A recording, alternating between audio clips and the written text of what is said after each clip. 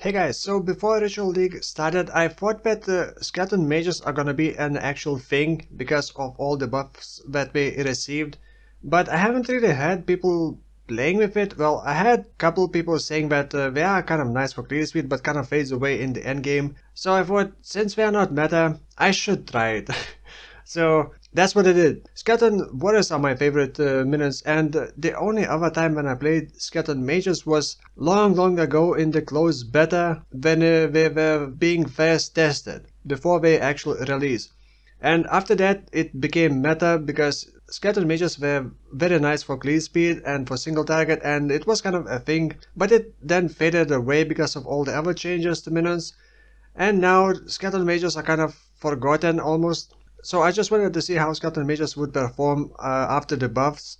Now, the minion builds can be very expensive, and this build is still not fully optimized. There are still quite a lot of things I can optimize, like fix my gears.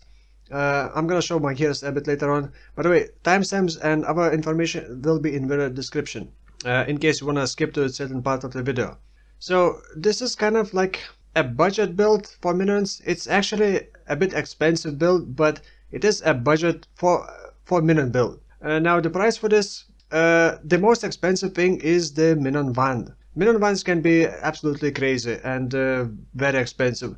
Just the base wand is like 5 exalts minimum. So I paid 5 exalts and then crafted some wand. It wasn't like the perfect what I wanted, but it's kind of good enough. And the second one is just like less than 10 heals wand. So, and the body armor is pretty simple, just +1 to maximum curses, and that's it basically.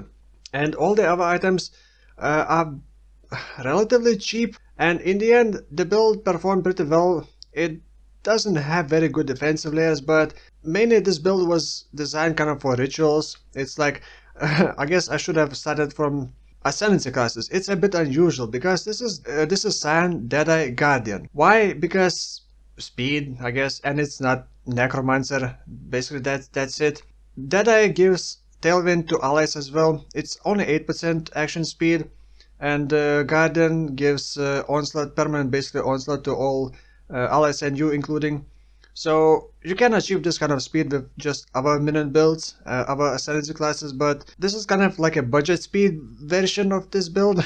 You can get like a very expensive build, the Harbinger's build. It's actually very expensive. You can change this build in so many different ways. You can add some defensive layers, you can even get a lot more damage out of this build.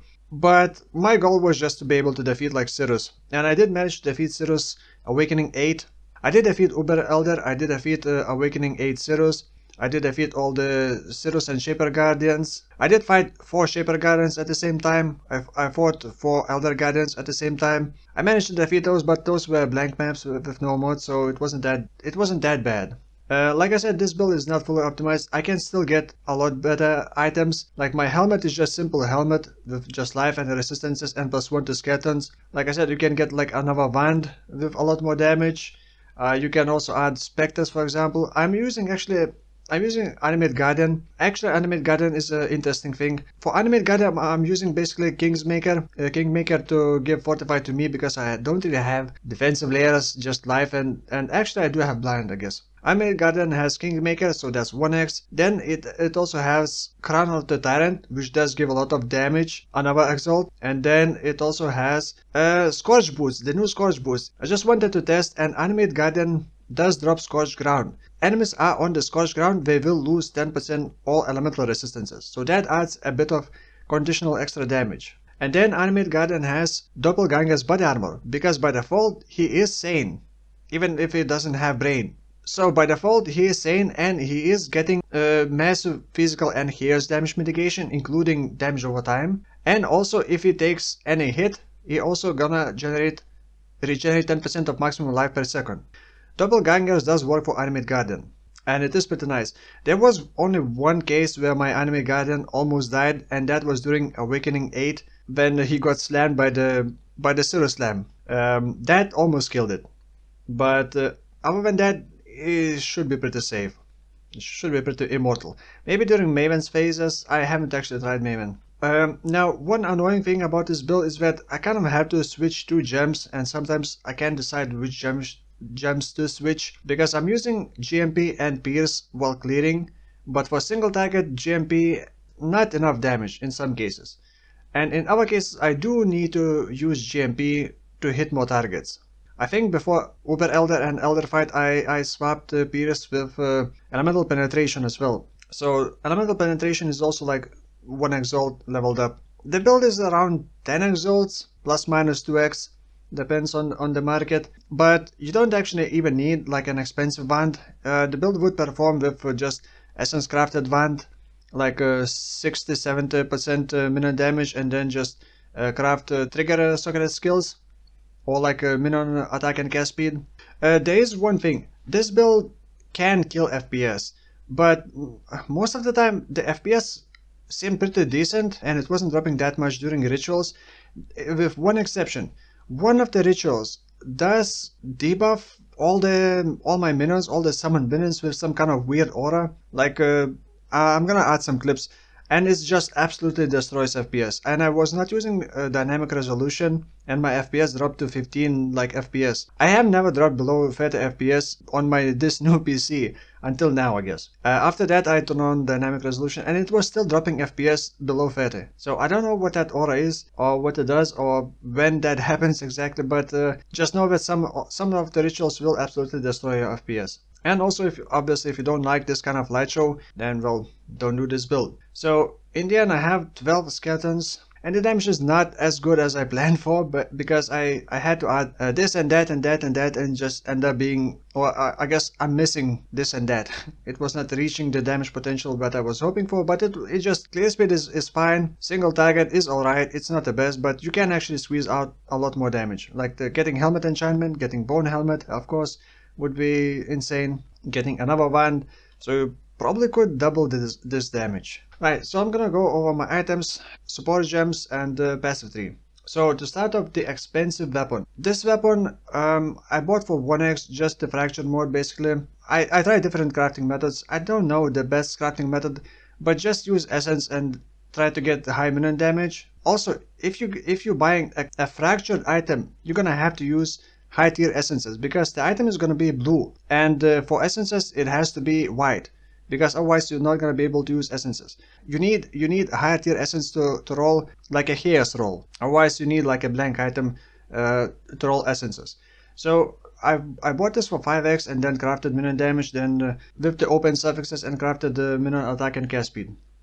And then the other one, don't pay attention to +1 cold, it does nothing. All it has is minion damage and trigger socketed skills. Basically that's it, and that's my like initial wand. With some cast speed is nice. Now the body armor, you may think that it's expensive, but this kind of body armor base is very cheap. You can get it for like 40 years, and then get a harvest and get some influence added to that. Or you can just buy with the right influence for like 1 or 2 exalts, 6 linked, all white sockets. So it's actually pretty cheap, and then just craft it. You can actually even guarantee, almost guarantee additional curse, just augment caster. I'm not even sure if that's the best way, but that's what I had basically. Yeah, so next, helmet can be easily improved, but you can bench craft +1 skeletons. For that you need open prefix. There are so many options for helmets. Bone helmet, which does have minion damage implicit, also Elder helmet, which can roll minion damage, global minion damage increase, then helmet enchantment for skeletons. But yeah, I decided to just not pay any more currency, because I'm kind of out of currency after this build, and the currency that you invest into Animate Guardian you can never get back. You can never resell, because you give the items, that's it, those items are gone. And if it dies, you're gonna have to buy those items again, so it's like paying twice. So Animate Guardian may not be needed. You could go with the, if you can get enough defensive layers, you could go with the frenzy generating specters. Don't ask which ones, I don't know, I never really use specters. But you could go with those and you would have probably more damage or similar amount of damage, and they would be faster. The helmet, life resistance and +1 skeletons. Gloves, you can get Redeemer's gloves with minion damage, and as you can see these are very simple and pretty cheap, just life resistance and minion damage. You can get also a nerf, but I'm getting a nerf through different means. I'm gonna show when I'm talking about the passive tree later. Now, +1 maximum skeletons can only be on these boots, so initially I wasn't planning on using these because no life, and this isn't very tanky build. I only barely got 6k life at level 91. But in the end decided to go with the Alberon's Warpath, +1 skeletons, then get +1 skeletons on the amulet. This amulet is not too bad, it's also not too great, it's surprisingly not that expensive. The +1 maximum skeletons can only drop from Delve, so you can kind of have to get +1 maximum skeletons as a drop. It's not craftable, that's what I mean. So you have to get with the other good stats. So this one was with the maximum life, good maximum life. I found it myself. As you can see, all rest is very bad roll. Also, I would need to fix it by removing defense and then crafting something else. So it can be improved, I just don't really see a reason to. I also anointed Revenant's Horde, but all I'm getting is a bit of minion damage and cast speed, that's it. Onslaught, I'll always have Onslaught. So, and also crafted Aspect of the Spider, and as you can see, my mana is barely holding up. But it is just enough to cast skeletons. One of the ring just has some ring with resistances, also very convenient, has Chaos Rest, crafted minus mana cost. Another ring, also nothing special really. You don't really need minion movement speed because we aren't supposed to be moving, we are just supposed to be firing projectiles and you just resummon them. Belt, again, Darkness Enthroned is the best belt for minion because you can use jewels to boost minion damage, which is gonna get 75% increase effect inside the Darkness Enthroned. And for jewels, I am using just life, and then minions deal increased damage if you have used a minion skill recently, and obviously this is gonna be basically all the time. And then try to get some flat damage to minions. Can be fire, can be lighting, can be cold, doesn't really matter because the way I'm getting skeleton mages, some people didn't know, but you can actually use that reckoning to turn up to 15 skeletons into skeleton mages. And we're gonna use all the spell tags and shoot 3 different elemental projectiles. So fire, cold, and lighting. And you can't, like, some people say you can take equilibrium and just, I don't care about equilibrium. It just feels very clunky and very unreliable. Also no Trinity, because Trinity cannot be used with minions. Now the support gems and links. So skeletons, you want to get Val summon skeletons. Quality doesn't really matter that much. Obviously it's gonna be damage increase, but I just went with the budget. I found this cheap, 2110. Then minion damage, don't even have quality, so it could still be improved. Then spell echo, you're also summoning, like you're casting skeletons twice, which you cannot cancel the animation, which could be annoying sometimes. Then elemental penetration and control destruction. This is for absolute single target setup. Predator's mark can be used instead of elemental penetration or control destruction, but that would require another button for you to click, and you know, minion builds are lazy. But for single target, I swap LA pen and control destruction to GMP with quality and pierce. Instead of pierce, you could try using chain, just see whichever you prefer, but with chain you're really not gonna have enough damage unless you like really optimize this build much harder. In the helmet I got Convocation and Here's Golem linked with Feeding Frenzy and Immortal Call on the left click. You could use like Steel Skin as well. Now Convocation, I'm only using Convocation because I was told that Animate Guardian can sometimes die if it is outside ritual when you click on the ritual, but that never really happened to me because I'm using Animate Guardian in the gloves linked with Meat Shield, Elemental Army, and Minion Life. Meat Shield makes it stick well close to me, so it's never really like wandering off and trying to attack enemies far away. Also, Elemental Army you want with quality because quality adds another +2 to all maximum elemental resistances. So he is currently getting +4 to all maximum elemental resistances. So he should have 79 all LRS. And obviously more life and Meat Shield. And he already has Fortify, so he does not need Fortify support. I just try to make him as tanky as possible. In the boots I got Zeltry, Skitterbots, and Lighten and Generosity. Zeltry obviously does give them more damage, and since I'm using all 3 different elements, there was no other aura that would give as much. You could go with Haste, but I don't know if Haste is worth it. In my trigger van I got Desecrate, Flesh Offering, and Elemental Weakness. And in my other one I also got Spell Totem linked with Sniper's Mark and also Flame Dash separately. Do not link Flame Dash to the Spell Totem. Now this is actually pretty cool. Spell Totem and Sniper's Mark is very convenient. You basically drop Spell Totem during the ritual. It's almost impossible for you to be manually sniping the enemies with sniper's mark, because we just appear out of nowhere from all directions and just die very fast during rituals. So you just drop spell totem and it automatically casts on the nearest enemy very quickly. You could also use one of the brands, but that adds delay because it needs to attach and then course. And in the trigger one, like I said, desecrate the flesh offering. It's kind of automating the flesh offering, and flesh offering gives a lot of speed and obviously DPS. And elemental weakness, because I can use 2 choruses. Now another cool thing, I'm gonna talk about passive 3 as well. I am actually blinding enemies and applying a nerve when I chorus them, and I tested that the sniper's mark spell totem also counts as you chorusing, and it does blind enemies when it applies a chorus, sniper's mark, and it also triggers blind when I apply elemental weakness from my trigger weapon. This is coming from Curse Effect Medium Cluster Jewel, which gives Master of Fear and Evil Eye, which does give enemies you curse are unnerved. And then basically when you curse an enemy, you also blind them for 4 seconds. And then you also want Blessed Rebirth, so that minions created recently cannot be damaged. This is very important, because otherwise your skeletons may just die too fast before we can do damage, because we are not tanky, we are squishy. We got 4.8k life right now, and I think we don't even have cat resistances in my case. We do have some hairs and physical reduction, but that's about it. And then I also got another Enduring Composure to generate endurance charges. So I sometimes get endurance charges, but most of the time I don't get hit and lose endurance charges and then get hit, and then I don't have endurance charges to mitigate it. So it's kind of not very reliable. Like I said, I'm taking Deadeye and Guardian. Guardian also reduces the curse effect on you in case your curse removal flask drops off. It also every 4 seconds heals 20% of your life over 1 second. The charges is always shared between party members, not minions. Minions are not party members, we are allies, so don't think about the charge sharing. But while there are at least 5 nearby allies, you and nearby allies have onslaught, so that's how I get permanent onslaught.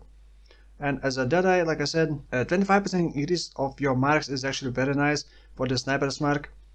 And then all you are getting is Tailwind, and Tailwind is 8% action speed, and this is for you and nearby allies. I actually routed through here, but this is actually, I started from here, passive 3, but later got this one because I needed more resistances because I wanted to replace the belt.